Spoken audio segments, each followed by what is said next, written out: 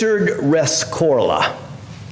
The man, he was born in the United Kingdom. He served in the British Army, fighting in Cyprus and Rhodesia. He had a deep hatred of communism.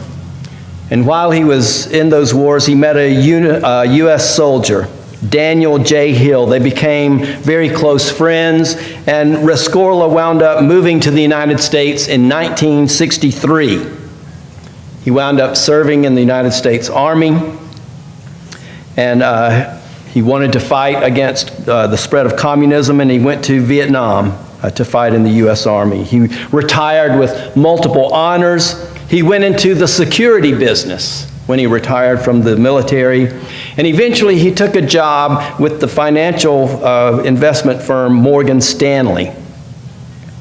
Now, in 1993, you may remember the garage of the World Trade Center, there was a bombing there.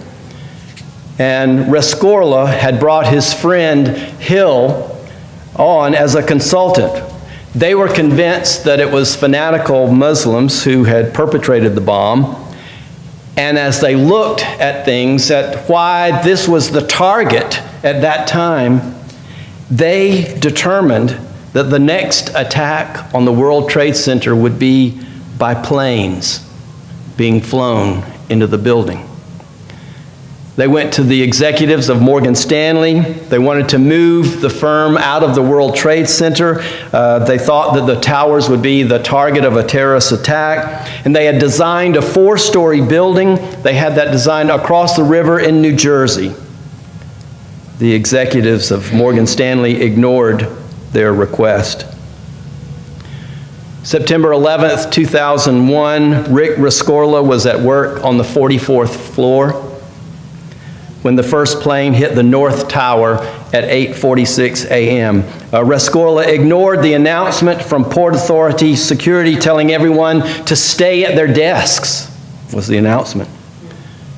Rescorla immediately implemented the evacuation plan that he had put into place for the firm, for Morgan Stanley employees. Over 2,500 Morgan Stanley employees evacuated that building because of the plan that he had in place.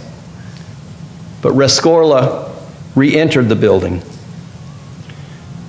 He was last seen on the landing of the 10th floor, heading up. Colleagues begged him to leave, said he would. He said he would once he made sure that everyone was out. At 9:59 a.m., the South Tower fell, and Rescorla's remains were never found. It's one story in history, one life of a man who sacrificed himself for the lives of others. The now shamed Fox News personality Bill O'Reilly had written a series of books. You may have seen some of them or heard of them. He had Killing Lincoln, Killing Kennedy, all these books. He wrote one about killing Jesus. And in it, he purports to give a historical account of what happened. Who killed Jesus and why? And technically, I guess he's right to some extent.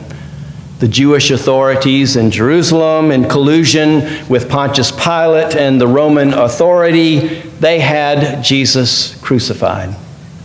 It's factually correct. From Luke 23, Pilate addressed them once more, desiring to release Jesus, but they kept shouting, "Crucify, crucify him." A third time he said to them, "Why, what evil has he done? I have found in him no guilt deserving death. I will therefore punish and release him." But they were urgent, demanding with loud cries that he should be crucified, and their voices prevailed. So Pilate decided that their demand should be granted. He released the man who had been thrown into prison for insurrection and murder for whom they asked, but he delivered Jesus over to their will. The Jews killed Jesus. In fact, history tells us that that has been used as an excuse for persecution, even leading to genocide of the Jewish people. But that is not what Jesus says. That's not what the Bible teaches us about the death of Jesus. He was despised and rejected by men, a man of sorrows and acquainted with grief, and as one from whom men hide their faces, he was despised, and we esteemed him not. Surely he has borne our griefs and carried our sorrows, yet we esteemed him stricken, smitten by God, and afflicted. But he was pierced for our transgressions. He was crushed for our iniquities. Upon him was the chastisement that brought us peace, and with his wounds we are healed. All we like sheep have gone astray. We have turned every one to his own way, and the Lord has laid on him the iniquity of us all. Isaiah's prophetic words 700 years before the death of Christ. In Matthew's gospel, we read, "It shall not be so among you, but whoever would be great among you must be your servant, and whoever would be first among you must be your slave, even as the Son of Man came not to be served, but to serve and to give his life as a ransom for many." These were Jesus' words when the mother of James and John, the sons of Zebedee, came to Jesus, and they're asking for a special place. She's asking for a special place for her sons among the disciples. She says, "Can one of my sons be on your right and the other one on your left when you reign in your kingdom?" The other 10 disciples get jealous and they argue. Here we read what Jesus' response was. Jesus' life was not taken from him. He willingly gave it away. He gave his life as a ransom for many. He bore our griefs. He carried our sorrows. He was pierced for our transgressions. He was crushed for our iniquities. Upon him was the chastisement that brought you and me peace, and with his wounds we are healed. Philippians 2, he became obedient to the point of death. Obedient to whom? To God the Father. John Stott calls the death of Jesus on the cross the self-substitution of God. God himself comes to earth, the second person of the Trinity, and substitutes himself for us. He bears our griefs. He carries our sorrows. He's pierced for our transgressions, crushed for our iniquities, and with his wounds we are healed. John's gospel we read, "So Pilate said to him, 'You will not speak to me? Do you not know that I have authority to release you and authority to crucify you?' Jesus answered him, 'You would have no authority over me at all, unless it had been given you from above.'" It wasn't the Jews that killed Jesus. It wasn't Pontius Pilate and the Romans who killed Jesus. No, ultimately we learn it was you and I. Every human being since Adam and Eve who killed Jesus.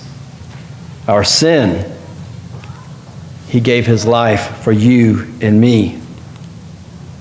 Paul writes to the Romans, "For while we were still weak, at the right time, Christ died for the ungodly. For one will scarcely die for a righteous person, though perhaps for a good person one would dare even to die. But God shows his love for us, in that while we were still sinners, Christ died for us.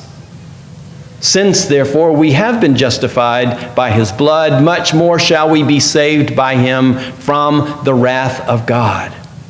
For if while we were enemies we were reconciled to God by the death of his Son, much more now that we are reconciled shall we be saved by his life. More than that, we also rejoice in God through our Lord Jesus Christ, through whom we have now received reconciliation."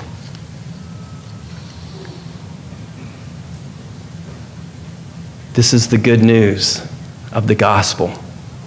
This is why this week is the most important week ever in the history of humanity. Yeah, Christmas is great. It's fabulous.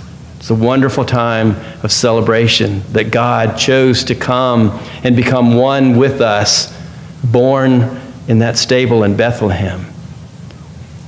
But would we be celebrating Christmas if this week hadn't happened? If Christ hadn't gone to the cross? And would we be remembering the cross if next Sunday hadn't come when we celebrate his resurrection? So again, I continue to invite you to join with me in observing a Holy Lent this week. Our Maundy Thursday service at 7, our Good Friday service at 7 on Friday. Good Friday on Friday, that's always good to have that a day. And then our Holy Saturday, the day when we contemplate, what if Sunday hadn't happened? What would the world be like? What would we be like if Christ were not resurrected from the dead? That Saturday service at 10 a.m. next Saturday.